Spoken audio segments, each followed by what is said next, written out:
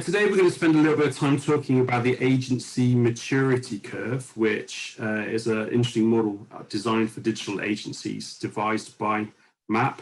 And MAP Managing Director Paul Barnes is here to explain a little bit more about it to us today. And in this first video, we're just going to take an overview really of the agency maturity curve and how it can help. So Paul, perhaps you could just, in your own words, just kind of run through it with us a little bit. What is this thing called the agency maturity curve?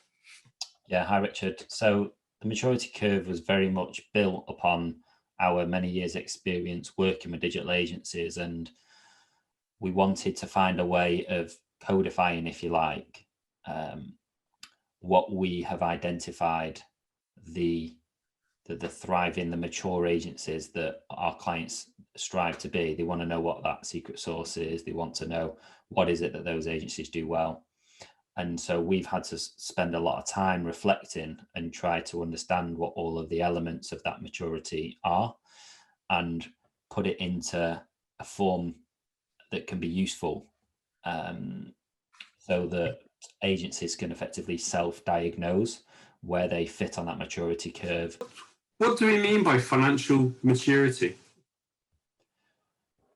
I believe that without financial maturity, a business can't be mature at all, because fundamentally the finance is the language of the business. Finance is what shows us what's working in the business and what's not. As I say, it's the language that translates operationally what's happening from a growth and a sales situation.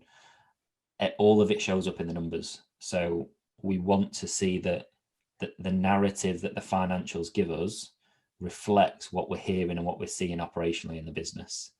And if it doesn't, if the two things are at odds, then the business never really takes finances seriously. And that can be very dangerous, because they can start leading to making decisions that are not based on, that are not rooted in substance and reality. And this stuff takes work. It's not easy. It requires a lot of thought and careful consideration, application of the right systems and processes, and having the right people inputting into and valuing the finance function. How easy is it to follow and to understand? Well, I think it's easy. We've tried to make it straightforward without it being too simplistic. We've broken it down into 9 different areas so that you can look at each one sort of one at a time. No agency is 10 out of 10 in any of the 9 areas. There's always room for improvement. And therefore, this is a way of looking at each area in isolation and understanding where are the priorities, because these things don't change overnight. You know, anytime that you're involving people, it's complex, and you're involving change, it's complex. So it takes time. But if we can break that down and make it less overwhelming, we can help to prioritize where the focus should be for the business. You mentioned there's 9 key areas, but these are breaking down into some distinct phases, aren't they? Can you just kind of give us the top level on what they are and what they mean? Yeah, so the 3 stages start with essentials. So that's actually how we build the bedrock of the finance function. You can't start to properly and credibly do the work of the enhanced and the integrated if you've not got the right systems and processes and data to rely upon. You might think you can, you know, you might be doing forecasting and you might be doing business plans that come later in the curve. But if that's not rooted on real data of what's going on in the business, then that can be very dangerous and lead to poor decisions being made. So what we want to do is sort of slow things down, get the foundations built really well. And then the whole concept of maturing is that we can then start to build upon that bedrock that we've built. So as an overview, essentials is about getting the systems and the data working cohesively so that we can rely on that data, and we can understand what's going on in the business and the performance of the business. And I say that's aligned to reality and what we're seeing operationally on the ground for the business. Then you move from essentials to enhanced, and that's where we start to use some of that data to be able to forward project, to be able to plan, to be able to reflect on what's working and what's not working so well, to make decisions and to plan forward and to use the data that's available to us to see what's happening next, what's around the corner. We know what the last couple of months look like. We're interested in the future straight away. You know, once something's passed, you're always interested in what next and how can we influence that. Then when you get to the integrated stage, that's where finance starts to become ingrained in the wider business.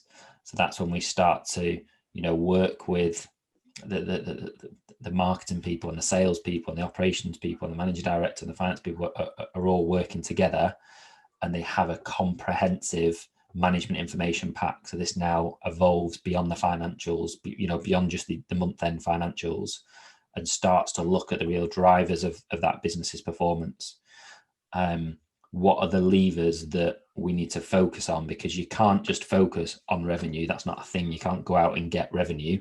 It comes from activity. And what are the activities that drive that revenue? What are the activities that are going to drive the performance of this business? So the more the deeper down you go, which is further along to the right of the maturity curve, the more you're getting into those underlying drivers of the financial performance, because finance in its nature is lagging. It's like the after effect of lots of things that have happened before it. So at the integrated stage, we're really starting to think about this wider business and how we use the data to think more strategically. So how would you sum up why digital agencies should be looking at this? I think business can often feel quite complex and quite overwhelming, and like there's a lot to fix. So we've tried to break that down so that we can look at one thing at a time in isolation. And if you can get your finances singing for you, you can really start to understand where those priorities should be in the business without it perhaps being guesswork and hearsay and reacting to the latest challenge. It's as much about thinking about what are all the things we're not going to do, as well as all the things that we are going to do. I think that's one of the fundamental concepts of strategy. It's the relief of saying, we're going to make this less overwhelming. We're going to write off all these things that we could do, but they're not part of our strategy over the next few years. So what does a good client look like? What does a good member of the team look like? What does good growth look like? What does a good sales conversion look like? So that then if we're hitting those metrics, we don't need to over obsess about over delivering on them, because often by focusing on one metric, you are taking away from another metric. So, you know, if growth is agreed to be 5% growth month on month, and you're doing 5.2%, then rather than focus on doing 6 or 7, let's just think where now are the cracks showing up in this business? Where operationally maybe are we suffering a little bit? Are we about to lose staff? Are we not making the margin that we should be on projects? Are we getting drawn into areas that we said we weren't going to get drawn into because they're not our specialism? So we don't want to just achieve one metric for the sake of ticking it, and it be at the sacrifice of missing out on other parts of the business. So it's really, Richard, about connecting all of the dots and having somebody, I think, independent, ideally, to hold you to account and help you to plan with a real focus. And if you're doing that yourself when you're in the business day to day, that's very difficult. And how can people understand where they sit on the agency maturity curve?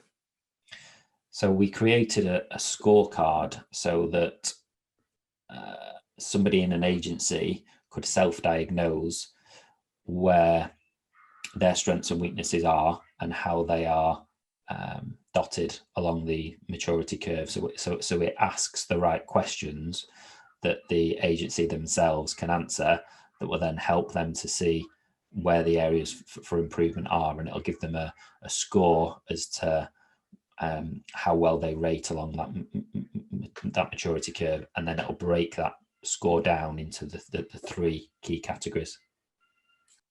So the scorecards can help an agency understand how they plot against the maturity curve. How do they build from that understanding?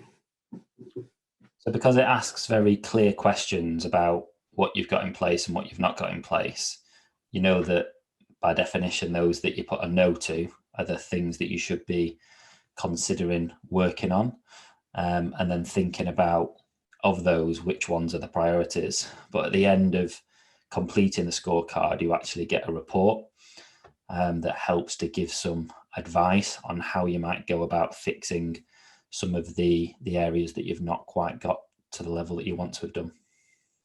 Great. Thanks for running through that with us, Paul. And if anybody out there would like to have a go at the free scorecard, the details are available here. Thanks, Richard.